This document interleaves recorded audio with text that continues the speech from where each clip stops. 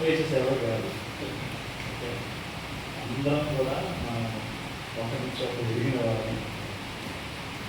ముఖ్యంగా గెత్సెమనే ప్రార్థన విజ్ఞాపన మండలి. దీని గురించి నేను చాలాసార్లు ప్రేమానందయ్య గారు ఆయన స్టేటస్ ద్వారా అయితేనేమో పర్సనల్గా అయితేనేమో వారు అనేకమైన విషయాలు మాకు తెలియపరుస్తుంటారు. అప్పుడు మేము అబ్రహం సాగర్ గారు నేను మాట్లాడుతున్నప్పుడు మేము అనుకుంటుంటాం ఈ గెత్సెమనే ప్రార్థన ఈ సమూహాన్ని ఎంత దూరం తీసుకెళ్ళిపోతాడో తెలియదు అనుకుంటేవాళ్ళు.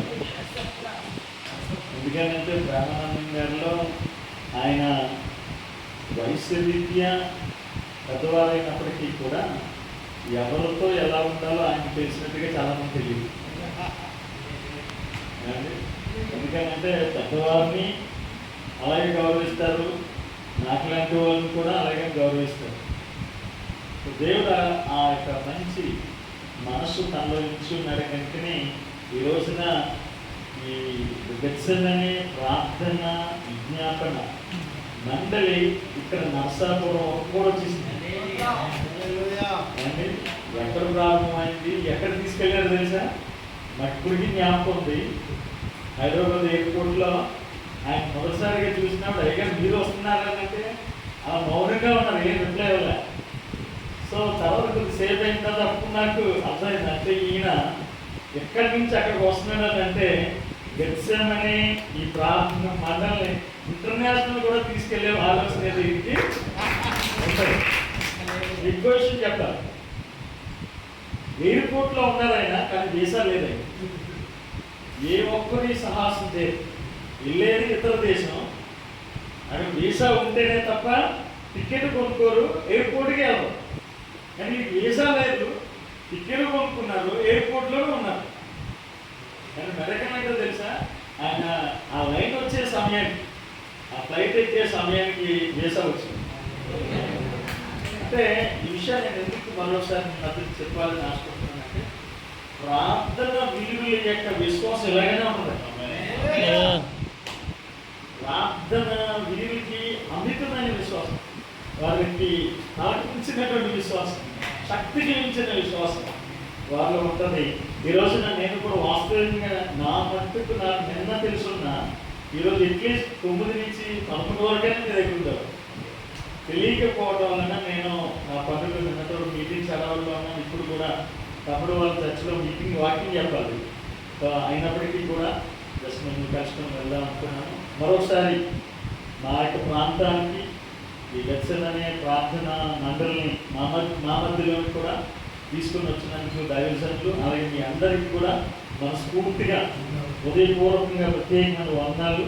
బట్ నాకు తెలుసు జోషి కూడా యవనస్తుడు, దేవుని పరిచయలో దేవుని కొరకు ఏదో చేయాలనేటువంటి తపన కలిగినటువంటి వాడు, విద్య కలిగినటువంటి వాడు, మంచి హోదా కలిగినటువంటి వాడు. సో కనుక నేను ఎప్పుడు కూడా జోషి అని ఏకవచనంతో పలికేస్తుంటాను. ఎందుకంటే నాకున్నటువంటి సన్నిహితమైన బంధాలను బట్టి.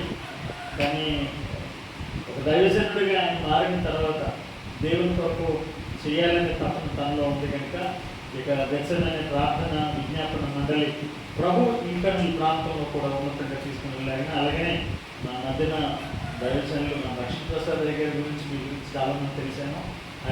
ఆయన అంటే నాకు చాలా ఇష్టం. ఎందుకంటే ఆయనకి ఏదైనా పని ఇచ్చానుకోండి ఆవేశంతోనే చేస్తాను, ఆవేశంతో చేస్తాడు, కాంప్రమైజ్ కాదు, రాజీ పడే ప్రసక్తి ఏదో ఉంటుంది. సో అలాంటి దైవజనులు కూడా ఇక్కడ నేను చూడడం నాకైతే చాలా సంతోషం. సో కనుక నాకు తెలిసి మన లక్ష్మీ ప్రసాద్ గారు కూడా ఈ యొక్క ప్రార్థన మండలిని ముందుకు తీసుకెళ్ళి వెళ్తారు.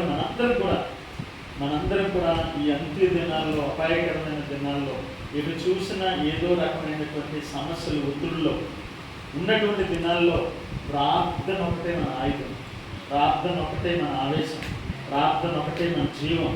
ప్రార్థనతోనే సమస్తాన్ని మనం సాధించగలుగుతాం. కనుక ప్రార్థన నమ్మే సేవకులు మనం, మనుషులు నమ్మే సేవకులు కాదు. ఇది ఒక విషయం. సో ప్రార్థన మీద ఆడుకొనిన ఏ సేవకుడైనా సరే వారు ఏమాత్రం సిగ్గుపరచబడదు, దేవుడి కొరకు గొప్ప కార్యాలు చేస్తారు.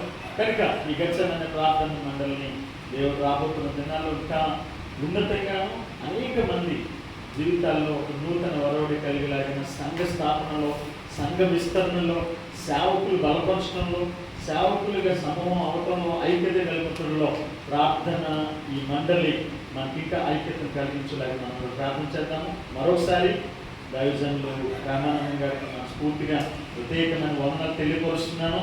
ఈ యొక్క భారం సులువైంది కాదు, కఠినమైనటువంటిది. ఎందుకంటే ఏదైనా మాట్లాడటంలో కాన్ఫరెన్స్ పెడుతున్నానంటే 4 మంది కూర్చుంటారు, కానీ వచ్చి ప్రార్థన చేయండి అంటే కనబడదు, మనకు తెలియదే కాదు.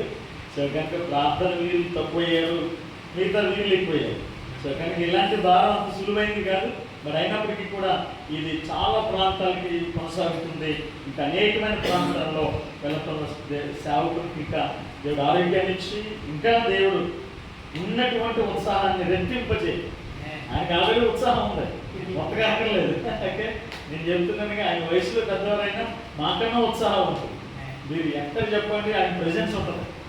ఎందుకంటే అంత ఉత్సాహం దేవుని కొరకు చేయాలని తపన వారిలో ఉంది. కనుక తప్పనిసరిగా ఈ పరిచర్య ముందుకు కొనసాగలాగిన మనందరం ప్రార్థన చేద్దాము. నా వంతుగా తప్పనిసరిగా అన్ని విషయాల్లో ప్రార్థనతో ఏకీభవించడానికి నేను ఇష్టపడుతున్నాను. Thank you so much.